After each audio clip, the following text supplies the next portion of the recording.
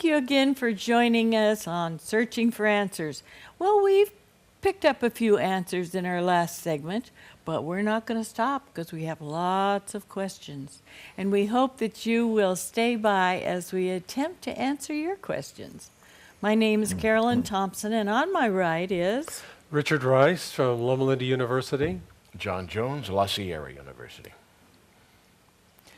This is Gerald Winslow from Loma Linda University. John Brunt, the Azure Hills Church. Ivan Blazin, also of Loma Linda University. John Brunt. Would you please start with chapter 22 in the book of Acts, and I believe the verse 22, Paul, the Roman citizen. Okay. You want to give a little background before you read? Sure. We have been looking at Paul's speech that he gives on the stairs between the Gentile courtyard in the temple and the Roman fortress Antonia that looked over the temple area. Paul has been accused of taking a Gentile into the inner court of the temple, which was a crime punishable by death. Really? By death? They actually have 3 of the stone inscriptions that were at the gates from the outer court into the inner court, which say that no one of another race is to enter this temple barrier wall. Whoever does will be himself responsible for the death which is sure to follow. Oh, they were very strict about that. And Paul has been accused. And the people riot, and they would have torn him apart probably, except that the Roman officials are looking on from the fortress, and they come and rescue him, and he gives the speech. And at this point, he has just finished the speech, and now we see what the officials do, at least what they start to do, and then aren't able to do because of some news Paul gives them. Okay. Chapter 22, verse 22. Up to this point, they listened to him, but then they shouted, "Away with such a fellow from the earth, for he should not be allowed to live." And while they were shouting, throwing off their cloaks and tossing dust into the air, the tribune directed that he was to be brought into the barracks and ordered him to be examined by flogging to find out the reason for this outcry against him. But when they had tied him up with thongs, Paul said to the centurion who was standing by, "Is it legal for you to flog a Roman citizen who is uncondemned?" Wow. When the centurion heard that, he went to the tribune and said to him, "What are you about to do? This man is a Roman citizen." The tribune came and asked Paul, "Tell me, are you a Roman citizen?" And he said, "Yes." The tribune answered, "It cost me a large sum of money to get my citizenship." Paul said, "But I was born a citizen." Immediately those who were about to examine him drew back from him, and the tribune also was afraid, for he realized that Paul was a Roman citizen and that he had bound him. Now, I want to say, why would they tie Paul up and evidently bound him so that they could? They're going to beat him up. And That's I read how you find about out what the guy is, I read a little history about that, and it said that that's what they did in those days. They thought the quickest way to get all of the truth was, but this was with these little thongs that had little pieces of bone. Yeah, or something tight at the end. And I think it's kind of, if you tell the truth, we'll stop doing this kind of thing. And if it hurts if you badly don't know enough, the truth, make it It's very up. persuasive, I'm sure. Probably wasn't the first time in history, nor the last, when various kinds of torture were used to try to get the truth out of people. That's right. As they saw it. But I think it was standard practice among the Romans. But this torture initiates the discussion. Why didn't he just ask Paul a few questions? Maybe he would have gotten his answers and wouldn't have had to expend the energy on Paul flogging. knew the law. Why didn't Paul say when he was going to start to tie him up, hey, wait a minute, I'm a Roman citizen, you're not supposed to do this, the law says blah, blah, blah. Well, he almost seemed to enjoy He waiting until that's just the right right. moment. He had an exquisite sense of timing. Yeah. He wanted to have maximum impact, just when they were about to get themselves Yeah. in trouble. So That's right. then he was in control of the situation once he began to ask that question. Yes. He's in charge again. All right, John Jones, would you continue reading, please? Yes. So we're right at the end of chapter 22 now in the Acts of the Apostles, picking up with verse 30, because the story goes on. When he wanted to find out what Paul was being accused of by the Jews the next day, he released him, that is to say the tribune, and ordered the chief priests and the entire council to meet. And he brought Paul down and had him stand before them. So again, another scene of confrontation and a kind of informal trial already. And so, if you want me to just pick up the again. I was gonna, did you mention the Sanhedrin?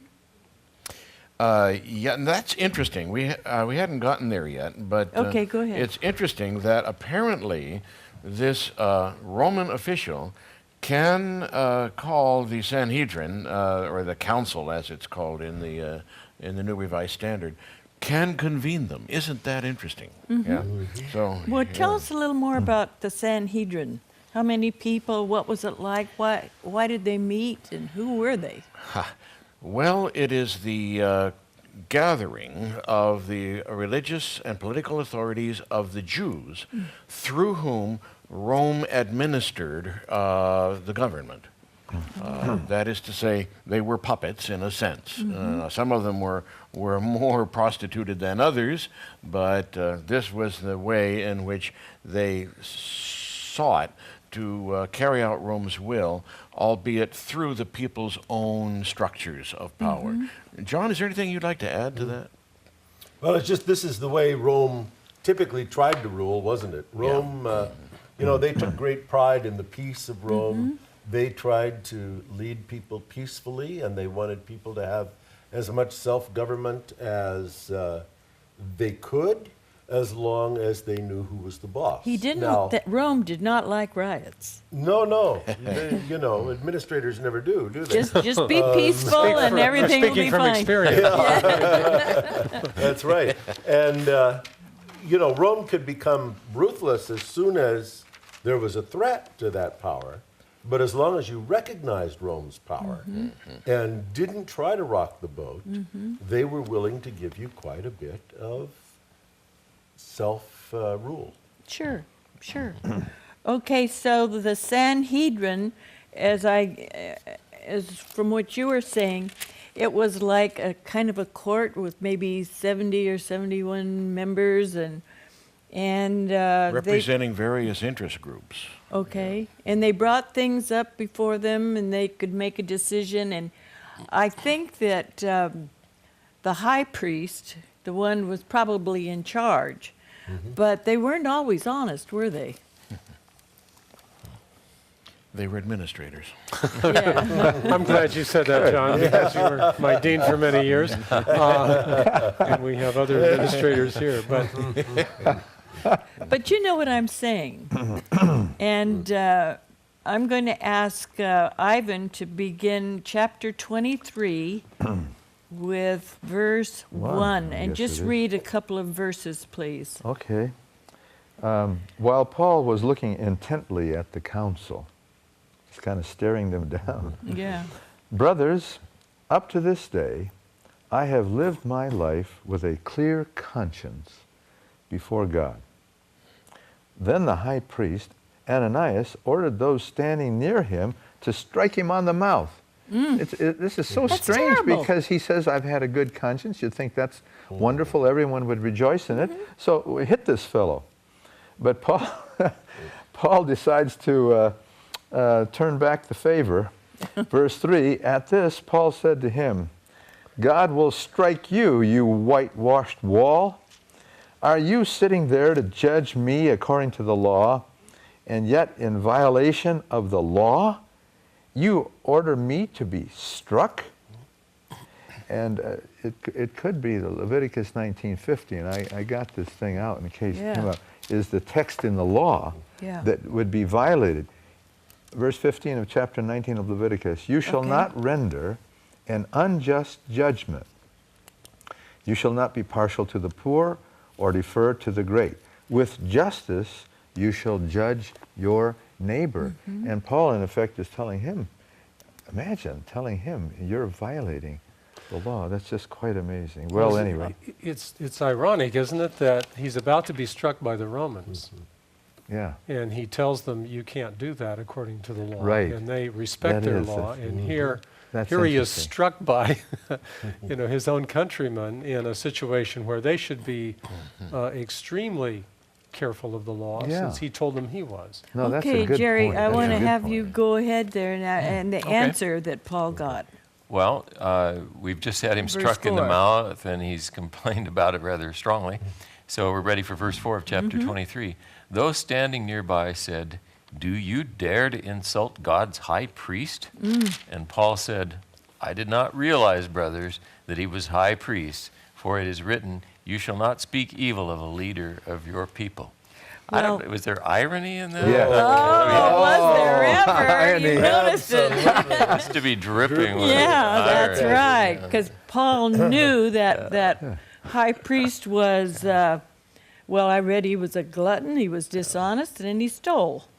I can Well, just He hear. wasn't behaving like a high priest here very well, was he? No, he wasn't. Well, Almost yeah. sounds like Paul saying, well, excuse me. Yeah, how could I know How that could the I one know? violating the law would be the high priest? Yeah, Right. right. Oh, right, boy. right. It's a dramatic moment. Yes, it is. Paul is a character, is he not? Okay, Rick, I'm going to have you continue on, please. When Paul noticed that some were Sadducees and the others were Pharisees, he called out in the council, brothers, I am a Pharisee, a son of Pharisees. I am on trial concerning the hope of the resurrection of the dead. When he said this, a dissension began between the Pharisees and the Sadducees, and the assembly was divided. The Sadducees say that there is no resurrection or angel or spirit, but the Pharisees acknowledge all three. Okay, Then what it- happened as a result of that, Well, Rick? this is a wonderful example of Paul's shrewdness once again, because he didn't. realizes He here knew is what a he was s- is a- doing. is a remarkable stratagem. I think there's a way to sort of divert attention from me and generate animated debate here among others. So he sort of tosses this out to say, the real problem here is that you're persecuting me because I'm a Pharisee, and I believe in the resurrection of the dead, and the Pharisees and the Sadducees are having at it with each other. That's right. So, My Bible says in verse 9 there was a great uproar, and some of the teachers of the law who were Pharisees stood up and argued vigorously. We find nothing wrong with this man, they said. Isn't that amazing? Yeah, that settles it for us. that's right. Let him go. That's Now that right. we think about it. Now that we've thought it through, what if a spirit or an angel has spoken to him? The commander was afraid Paul would be torn to pieces by them. He ordered the troops to go down and take him away from them by force and bring him into the barracks. Okay, who wants to do? We need to notice their sarcasm too, though. Notice what they say Go ahead. as the Pharisees are arguing against the Sadducees who don't believe in the resurrection or spirit Or angels. And so they say, well, what if a spirit or an angel spoke to Right. it? Yeah, right. This, Everybody's sticking it to the Stick it Sadducees. in. That's right. Every time I read this passage too, it reminds me, you remember the time when the Sadducees came to ask Jesus about, they have this little test for him. This woman is married to 7 different brothers, and then which one will she be married to in the resurrection? And Jesus says, well, speaking to the Sadducees, in the resurrection, you'll be like angels. I think it's the perfect answer when you know what they that's believe. right. No more questions. No more marriage. questions. That's right. Right. Well, it is interesting, isn't it? This tribunal knows that under the procurator there are to be no riots. He has managed to quell a riot earlier out in the courtyard by just grabbing Paul and pulling him away. This was not a rescue of Paul. It was not doing him any favor. After all, he's about to flog him within an inch of his life. But nonetheless, the point is that all things should be done decently and in order, to quote Paul. And so when the next day, when he calls the council, he doesn't much care about Paul. He doesn't much care how this cookie crumbles. But he does care that it shall be done according to these people's own internal structures of justice and administration, and not with an explosion in the streets. Well, somehow the explosion turns out to be inside now, after all, doesn't it? So at this point, what choice does he have but to yank Paul back out of the whole thing again? They would have torn Paul to pieces, it says here. All he can do is to once again say, well, with these people, I am so exasperated. Get him back out again. We're going to have to go to a Roman structure after all. Yeah, I wonder if maybe Paul, having revealed that he was a Roman citizen Yeah. earlier, worked Yeah. in his favor here, because he was saying, we can't have him doing this to a Roman Yeah. citizen. Let's Yeah. protect him. Yeah. All right. Who wants to read on? Well, I didn't hear anybody, so Okay, go I ahead. will. I'm having fun with this. I think we're at verse 11, is that right? Yes. That night the Lord stood near him and said, "Keep up your courage, for just as you have testified for me in Jerusalem, you must bear witness also in Rome." In the morning, the Jews joined in a conspiracy and bound themselves by an oath neither to eat nor drink until they had killed Paul. There were more than 40 who joined this conspiracy. They went to the chief priests and elders and said, "We have strictly bound ourselves by an oath to taste no food until we've killed Paul. Now then, you and the council must notify the tribune to bring him down to you on the pretext that you want to make a more thorough examination of his case. And we are ready to do away with him before he arrives." So we But have a then, little plot. This is the best story because I didn't know Paul had a sister. Yeah. And I Yeah. didn't know she had a little boy. All right. But when the son of Paul's sister heard of this plot, what do you think he did? He went into the barracks and told his Uncle Paul. Then Uncle Paul called one of the centurions and said, "Take this young man to the commander. He has something to tell him." So he took him to the commander. The centurion said, "Paul, the prisoner sent for me and asked me to bring this young man to you because he has something to tell you." The commander took the young man by the hand. That's how I know he was a young man. Took the young man by the hand, drew him aside, and asked, "What is it you want to tell me?" And the little boy said, "The Jews have agreed to ask you to bring Paul before the Sanhedrin tomorrow on the pretext of wanting more accurate information about him. Don't give in to them because more than 40 of them are waiting to ambush for him. They have taken an oath not to eat or drink until they have killed him. They are ready now, waiting for your consent to their request." The commander dismissed the young man and cautioned him, "Don't tell anyone that you have reported this to me." Now, can't you see the devil going, "Darn, foiled again," you know? Well, isn't it intriguing that this nephew of Paul would have access to Well, be that's what able I've to wondered. get in? How he got in. Yeah. But little he kids, must- you know how they are. Prisoners were not fed. They were dependent on their family to family feed to feed them. That's Oh. true. Maybe he brought in a. them.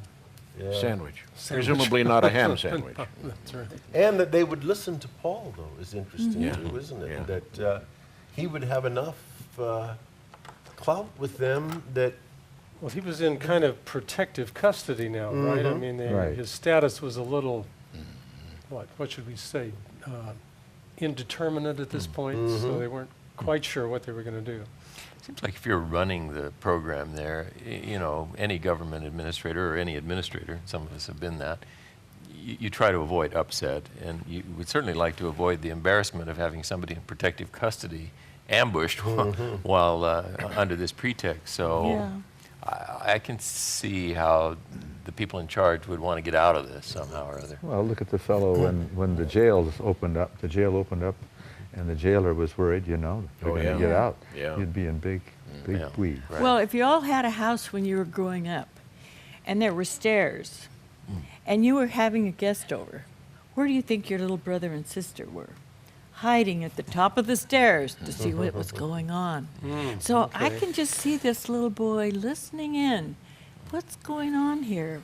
Because they didn't know that this was Paul's nephew, did they? Probably not. So anyway, to me, I think it's a darling story and saved a little boy who saved Paul's life. But we've got- And the commander, too. Oh, yeah. You know what he did? Yes. And meanwhile, we've got 40 very hungry and thirsty people. Right? Yes, that's right. I What did do I have have this. to- When did they break there? It's hard not to have this mischievous thought that had I been the commander, I might have wanted to wait 2 or 3 weeks before. Well, let's think about this for a while. You folks have taken a vow not to drink. It's hot out there. Okay, who wants to read on? Verse what? 23. Uh-huh. I'll Dan? go ahead. Go ahead. Then he summoned 2 of the centurions and said, "Get ready to leave by 9 o'clock tonight for Caesarea with 200 soldiers, 70 horsemen, and 200 spearmen. Wow. Also provide mounts for Paul to ride and take him safely to Felix the governor." You want me to read the letter then? No, I want to hold on there. Okay. Why do you think that the commander got such a large contingent? Yes, I mean, especially what since is they- that all about? Well, especially since they only had to go up against 40 starved and thirsty Yeah. people. I've heard the principle of law enforcement. If you're going to use force, use overwhelming force. Don't allow for any resistance. So Shall I share with you what I found in the history? Yeah. It said that where Paul was, and they were going to go on to Felix, I believe, and they got this large contingent together because there were. It was dangerous to go through there. It was an area for the Jews, and there were lots of places to hide, and so the commander wanted to be sure nothing happened to Paul. And so he had this great army put together, and they went as far as certain Caesarea, I believe, and then they came to some flat land where they could go on.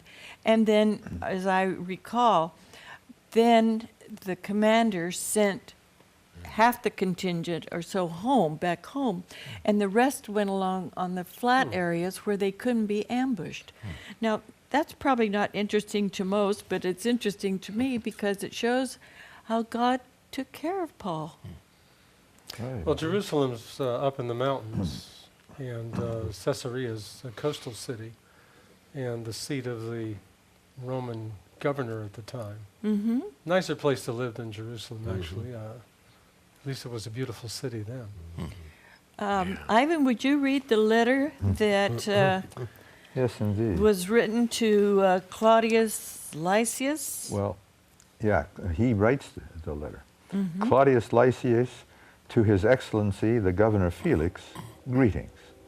This man was seized by the Jews and was about to be killed by them, but when I learned that he was a Roman citizen, I came with the guard and rescued him. Not He doesn't tell the whole story. He sort of skipped over the part where I was about to beat him, you know. Sort of. Oh, this is neat.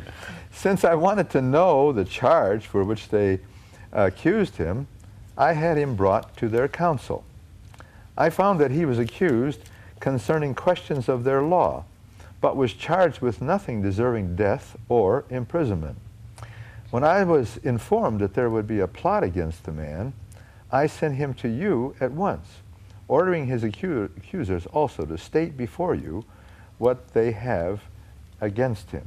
Shall I finish the section, the chapter, or? No, let's Okay. just go this far. Okay, what do we know about Felix? John? We're drawing blanks. Yeah. No, Okay. no. Felix We're referring was to a- each other. Yeah, he was he's a Roman procurator, which means he is a governor sent there by Rome to handle things. He's not a Jew. And let's see, I have forgotten. John, you probably remember more about Felix Oh, we've than I only do. got a minute or so. Well, But- he came into office in the early 50s, 52, 53. He was there till 60 when Nero called him back. He had a lot of blood on his hands. Indeed, one of the most infamous incidents was just that thing that the tribunal confuses Paul with, being that Egyptian character who stirred up quite an uprising. Felix put that down in a very, very bloody way and was guilty of a good deal of deception in dealing with people. Maybe that's enough to say for the moment. Okay, from what I read in history, secular history, that Felix was a slave, but he had a brother named Pallas. Pallas, yeah. And Pallas was a very good friend of guess who? Nero. Emperor. And because of that, Nero made him a freedman, and after that, he made him a governor. And he got himself into some trouble, as you said.